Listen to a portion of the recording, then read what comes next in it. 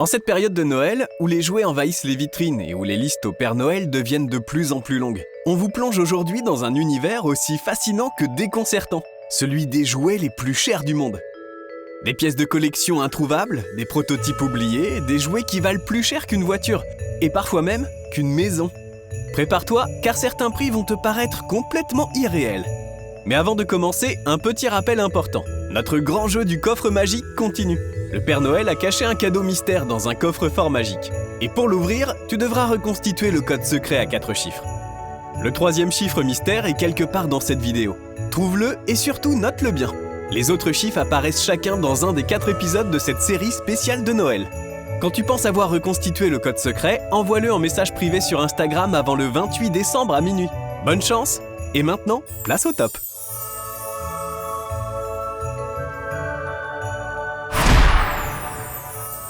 Numéro 10.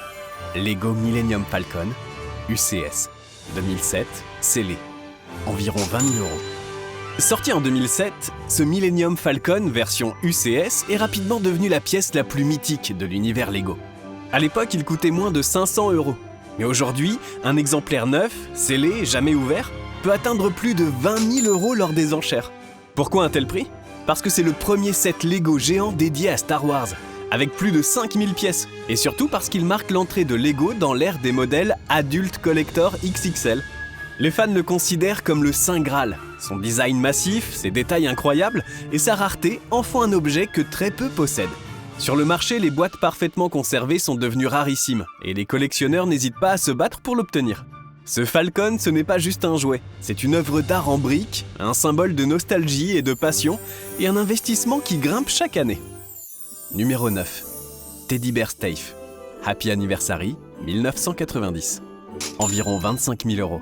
Les ours Steiff ne sont pas de simples peluches. Ce sont des pièces d'artisanat de luxe, faites à la main en Allemagne avec des matériaux nobles, souvent en édition limitée. Le Teddy Bear Steiff Happy Anniversary est une réplique fidèle du modèle de 1926, produite dans une édition limitée au début des années 90. C'est l'un des plus recherchés et surtout l'un des plus chers. Avec sa fourrure en mohair de qualité exceptionnelle, ses yeux en verre et son médaillon au bouton doré signature, cet ours est devenu une véritable relique. Les collectionneurs raffolent des Steiffs anciens, car ils racontent l'histoire du jouet d'Europe. Et ce modèle anniversaire coche toutes les cases. Rare, symbolique et magnifiquement réalisé. Certaines ventes ont dépassé les 25 000 €, surtout pour les exemplaires impeccables avec boîte et certificat d'origine. Ce n'est pas un ours en peluche, c'est une part d'histoire, un objet de prestige, un monument de douceur vendu au prix d'une voiture neuve. Numéro 8. Hot Wheels, Volkswagen Beach Bomb, 1969, environ 150 000 €. Voici la Hot Wheels la plus culte de l'histoire, la Volkswagen Beach Bomb rose de 1969. À première vue, ce combi miniature ressemble à un simple jouet, mais c'est en réalité un prototype qui n'a jamais été commercialisé. Pourquoi ? Parce qu'il était trop étroit et trop instable pour les rampes Hot Wheels. Mattel l'a donc abandonné. Résultat, seuls quelques prototypes ont survécu et la version rose est considérée comme la plus rare de toutes. Les collectionneurs sont prêts à tout pour l'obtenir et certains exemplaires se sont vendus à plus de 150 000 €.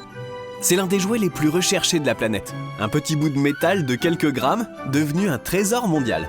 Un symbole du jouet américain, un mythe pour les amateurs de voitures miniatures et un exemple parfait de la valeur astronomique que peut atteindre une erreur de fabrication.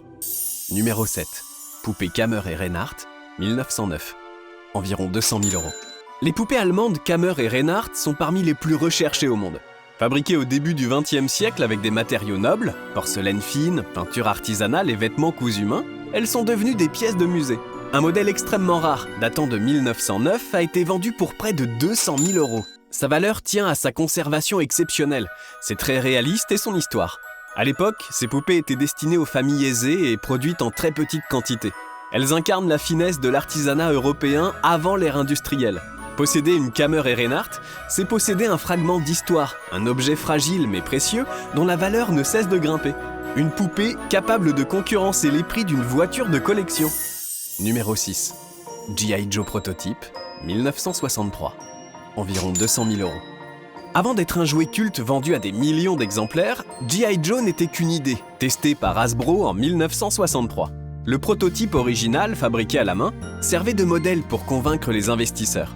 Il s'agit d'une figurine articulée, unique, sculptée et peinte avec un niveau de détail exceptionnel pour l'époque.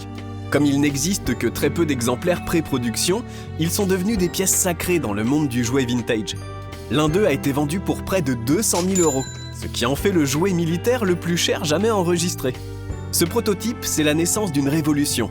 G.I. Joe a été le premier action figure pour garçons, ouvrant la voie aux jouets articulés modernes. Posséder ce prototype, c'est détenir l'origine d'un empire. Une pièce rare, historique, intouchable. Numéro 5. Boba Fett, Rocket Firing, prototype, 1979, environ 250 000 €. Dans l'univers Star Wars, certains objets sont légendaires, mais celui-ci est au sommet. À la fin des années 70, Kenner voulait sortir un Boba Fett équipé d'un mini-roquette tirable.